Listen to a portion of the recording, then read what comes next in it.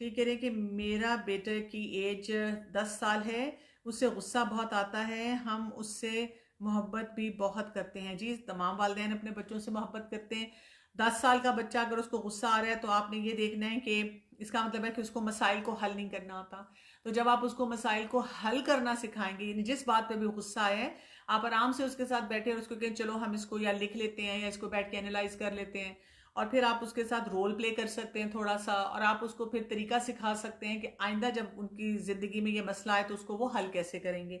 बच्चे फौरन जिसे कहते हैं एक्सेप्टेंस पे नहीं जाते हैं, बच्चे आपसे जिरा भी करते हैं, बहस भी करते हैं, but it's okay, it's part of the package. आप उनको कह सकते हैं कि कोई बात नहीं, अगर आपको अभी ये नहीं भी करने को दिल चाह रहा, लेकिन आप इसके बारे में सोचिए और इंशाल्लाह इसको हम आगे करेंगे।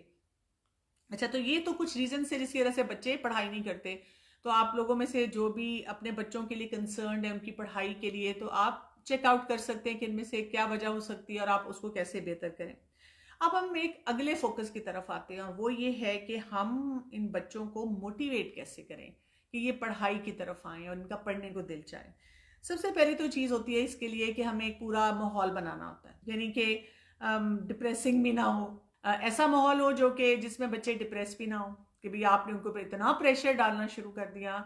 पढ़ते नहीं, नालायक हो, या पढ़ो और पढ़ो और अपनी कज़न से ज़्यादा नंबर लो, अपने बहन भाई को देखो। हम ऐसी बहुत सारी बातें बच्चों से करना शुरू कर देते हैं जिसकी वजह से बच्चों के लिए बहुत मुश्किल हो जाता है। तो माहौल ऐसा होना चाहिए कि बच्चा खुश हो, खुशी से उसका कुछ काम करने को दिल चाहे और उस माहौल में वो वाकई पढ़ाई की तरफ आए। दूसरी बात ये कि बच्चे को कुछ रिस्पॉन्सिबिलिटी देना, यानी नज़र ये आ रहा होता है, अक्सर माओ से मैंने ये जुमला भी सुना है कि जब वो कभी कहीं मिलती हैं बैठती हैं तो वो कहती है मेरे इम्तिहान हो रहे थे। तो कोई अगर उनसे अगला पूछता है कि आपके इम्तिहान हो रहे थे, आपने दोबारा कोई कॉलेज यूनिवर्सिटी ज्वाइन किया है, तो वो हंस के कहती हैं बच्चों के इम्तिहान मेरे ही इम्तिहान है ना, पढ़ना तो मुझे ही पड़ता है ना, जागना तो मुझे ही पड़ता है ना, टाइम टेबल बनाना, बच्चों को याद कराना, बच्चे को याद हो ना हो मुझे सारी चीज़ें जो हैं वो याद हो जाती हैं। तो इसके करने से भी बच्चे मोटिवेट नहीं होते, क्योंकि फिर बच्चा क्या करता है, बच्चा आराम से बैठा रहता है, कभी माँ उसकी टांगें दबा रही है, कभी सर दबा रही है, कभी तेल लगा रही है, कभी बादाम खिला रही है, कभी किताब उसके मुंह के आगे रख रही है, कभी उसको पीछे कर रही है, कभी कुछ कभी कुछ। नहीं, आप बच्चों के साथ बैठें, एक पूरा टाइम टेबल बनाएं। यूजुअली जो मैंने तरीका अपने बच्चों के साथ किया हमेशा जब छोटे थे बच्चे, तो एग्जाम से कोई 3 हफ्ते पहले मैं एक पूरा टाइम टेबल बना लेती थी, और उस टाइम टेबल में मैं हर दिन में एक छोटा सा चंक जो टीचर ने स्कूल से दिया उसके अलावा लिख देती थी कि मसलन आज हमने इंग्लिश पढ़नी है, आज हमने जो है साइंस पढ़नी है, आज हमने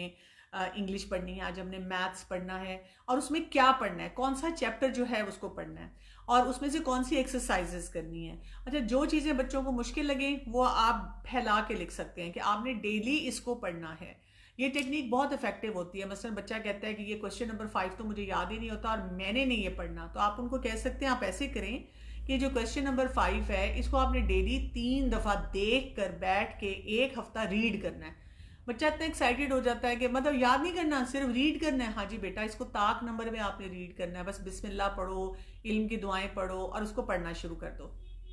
और आप देखेंगे कि 1 हफ्ता जब गुजरता है तो बच्चे को वो याद हो जाता है। बच्चा खुद आके आपको फिर कहता है कि मैं आपको याद करके सुना ना दूं, तो आप बच्चे को बताते हैं कि तुम्हारी सक्सेस है। आप कहते हैं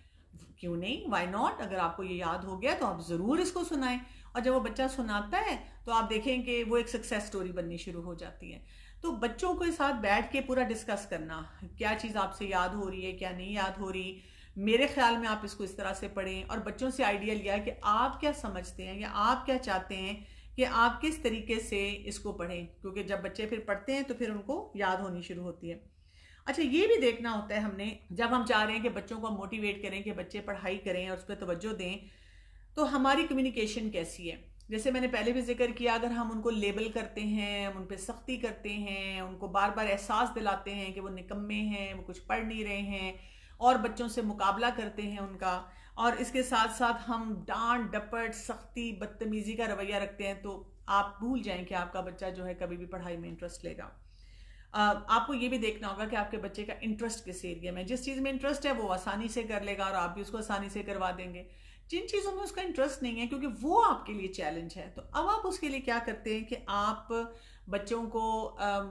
उसमें कुछ ऐसी एक्टिविटीज़ या ऐसे तरीके से करवाते हैं कि बच्चे का आहिस्ता आहिस्ता ग्रेजुअली जो है वो इंटरेस्ट डेवलप हो। और इतनी ज़बरदस्ती नहीं करते हैं, आप बच्चों को बताते हैं कि you can take your time, you can take your space, आप आहिस्ता आहिस्ता इस चीज़ को भी याद करना शुरू कर दें। बच्चों को सिखाते हुए आपके अंदर भी कोई एक एटीट्यूड ऐसा होना चाहिए जिसको हम कहते हैं पुरमसरत, इंथुजियास्टिक किस्म का। यानी अगर अम्मा की हवाइयाँ उड़ी हुई हैं, अम्मा का जो है दिमाग ख़राब हो गया हुआ है और उनसे बोला नहीं जा रहा, उनको गुस्सा आ रहा है, वो इरिटेटेड हैं और वो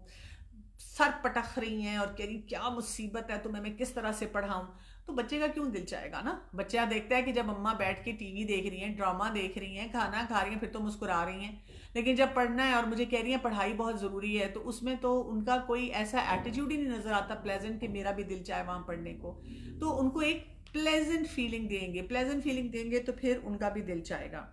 इसी तरह कोई ना कोई ऐसी चीज़ें जो हैं बच्चों को सिखाते चले जाना और देखना कि बच्चे परफॉर्म कैसे कर रहे हैं। हर बच्चा एक डिफरेंट परफॉर्मेंस लेके आपके सामने आता है। कुछ बच्चे जो हैं वो स्लो लर्नर्स होते हैं, आहिस्ता आहिस्ता सीखते हैं और आहिस्ता आहिस्ता बिल्ड करते हैं। कुछ बच्चे जल्दी ग्रैस्प करते हैं और जल्दी करना शुरू कर देते हैं। एक और चीज़ जो बच्चों को हेल्प करती है पढ़ने में वो ऑर्गेनाइज होना है, क्योंकि कई दफ़ा बच्चों को ये तो पता होता है हमने पढ़ना है, लेकिन उनको ये नहीं समझ आती कौन सी चीज़ पहले पढ़नी है, कौन सी चीज़ बाद में पढ़नी है,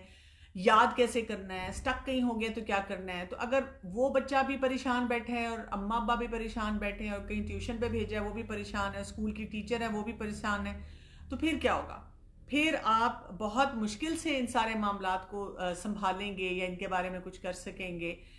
ये एक बहुत बड़ा चैलेंज जो है सबके लिए बनना शुरू हो जाता है। तो इससे भी अपने आप को निकालने की, बचाने की जो है वो बहुत ज़्यादा ज़रूरत है कि उनको ऑर्गेनाइज करें, उनकी एक्टिविटीज़ को, उनके लेसन प्लान को, उनके स्टडी टेबल को, उनकी डे टू डे एक्टिविटीज़ को।